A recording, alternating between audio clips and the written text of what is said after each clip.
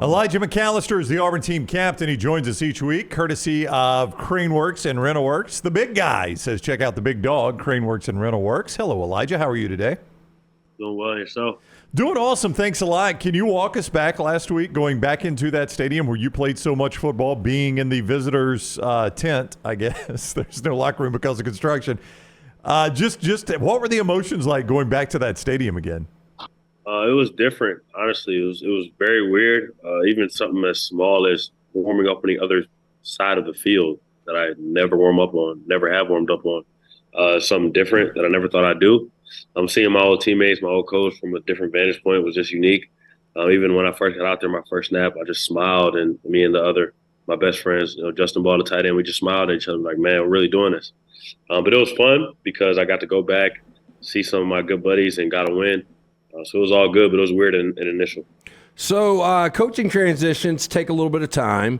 It seems like the last couple of weeks, and not that you guys have played outstanding teams in Mississippi State and Vanderbilt, but it seems like you guys are getting more comfortable with Hugh and Coach Freeze is getting more comfortable with you guys. Would you agree with that? Yeah, I think anytime, like when you bring in a new coaching staff and a new culture, you try to, build that culture from the ground up, and it starts anew with new players and new standards and new values. And, it takes a little time for guys to get comfortable and start settling in that new standard and new value system. And we've, started to show that. We want to be able to, continue to ride that wave and a positive uptick to finish off the season to set the precedent for next year. Give me the scouting report on KJ Jefferson. When you look at him on tape, what do you see? Yeah, he's a dual threat guy. He's a huge kid. He can, run, can throw at a high level. We know that, he can, do a lot of different things, whether it's the run game and the pass game. Got a good back as well. So our focus is on continuing to play at our level and, doing what we can to stop him. Okay, in basketball, I know that they have multiple assistants that are in charge of scouting future opponents. Like, Ryan would be in charge of, UT Martin, and then Lance would have the Tennessee game. Oh, I get UT Martin. Then I would have the Jack State game. You got to take a quicker nap than me. Yes. How does it work in football? Is there one assistant that comes in and gives you the initial report, or is that position coaches? Walk me through how the scout goes for the next opponent. Yeah, so they usually have every game already cut up from the last 2 years, already done before the season. And throughout the week, they'll usually cut up every single game and get new tendencies and different things like that. And then we'll get a packet of everything that we need to know for the week. And each, position group gets a different, packet or deal that allows them to know what they need to know for the week going in for their specific position. And then that's kind of how it goes. So you kind of get it from your coach, what you need to know for the week, and then what players we're going to see. Elijah McAllister is with us, the Auburn team captain. Comes to you each week on the JohnstonRVCenter.com hotline, courtesy of CraneWorks and RentalWorks. The big guy says, check out the big dog, CraneWorks and RentalWorks. Truthfully, I'm just going to say, I felt like I asked you about CIA codes there, and you gave me a very vanilla answer. You did not. Wow, you did not let anything out of the bag there. Well done by you. You told us going into the LSU game that would mark off every stadium that you've played in the SEC. I could not find your trip to Arkansas. When did you play at Arkansas? Yeah, I'm trying to think. It might have been 18, maybe. Okay. It was early on. I know Mason was my coach, and I know it was early on. I'm trying to think. They had like Rakeem Boyd at running back, and I'm trying to think. Okay, so you've been up there then. It may not have been terribly memorable. I was going to ask you how difficult a place that is to play, but you can barely remember going up there, so it must not have been crazy. Years ago. I usually try to remember players and what it felt like going to that stadium. Who was my coach? But it's tough to remember. As many games I played, it's tough to remember everything. But I know it usually gets colder up there than other places. I do remember that. Yeah, I don't know what the weather You won is. the game, by the way, 45-31. It was October 27th. It was 60 degrees at kickoff. Sunny skies. So it's a little more chilly than when I'm used to. I remember from coming down south, I'm like the humidity, everybody talks about it.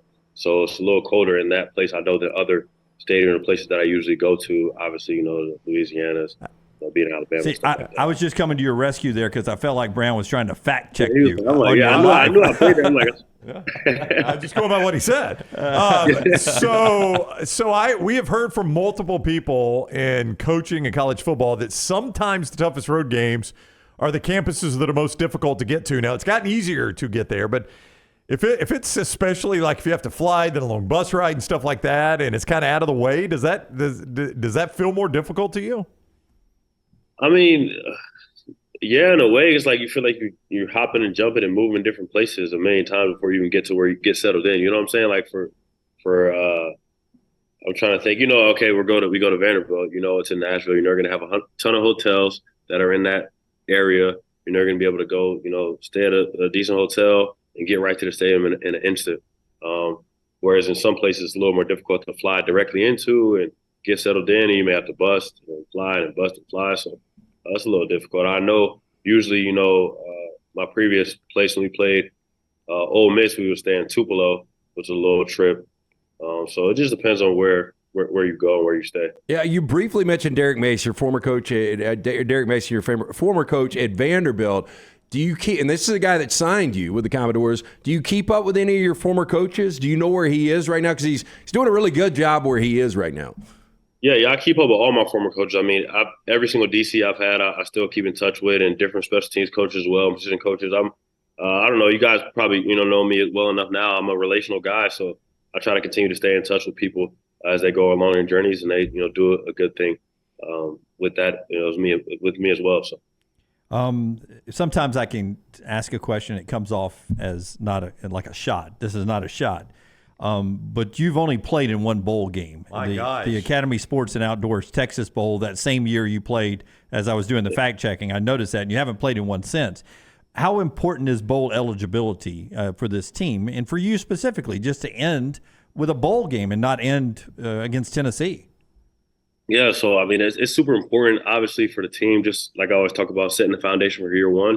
We know where this program is headed, but for the outside world, it puts proof on those facts where we know this program's headed by getting to a bowl game and getting a bowl win. And then for me personally, I mean, people always ask, like, hey, you're an older guy, like, everybody's starting to opt out the bowl game. You're an older guy, like, are you going to play? I'm like, man, heck yeah, I'm going to play in a bowl game. Are you kidding me? I only had one opportunity to even go to one. We end up losing, and like, man, like, I was a young buck, so now I'm, the older guy. I'm a captain. I'm gonna play every single game that's possible.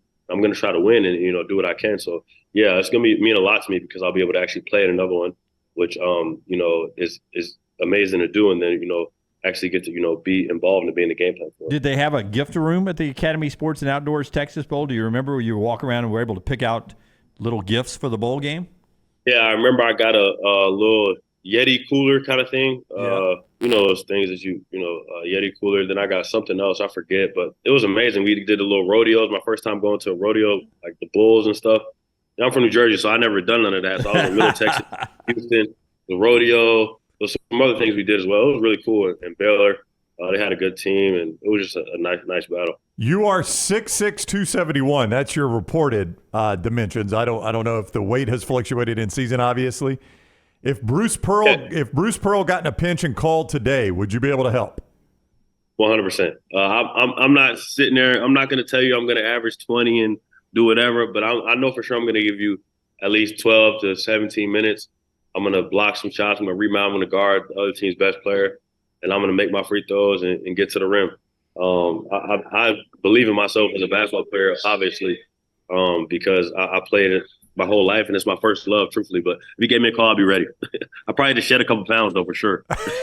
You'd be tough on the blocks. Stephen Pearl would work that off of you, I promise you. Absolutely. Yeah. All right, that is Elijah McAllister, the Auburn team captain, with us each week, courtesy of CraneWorks and RentalWorks. The big guy says check out the big dog. All right, good luck against Arkansas, Elijah. We always appreciate the time. Thank you. See you next week, always. All right, buddy. Take care. Elijah with us on the JohnstonRVCenter.com hotline.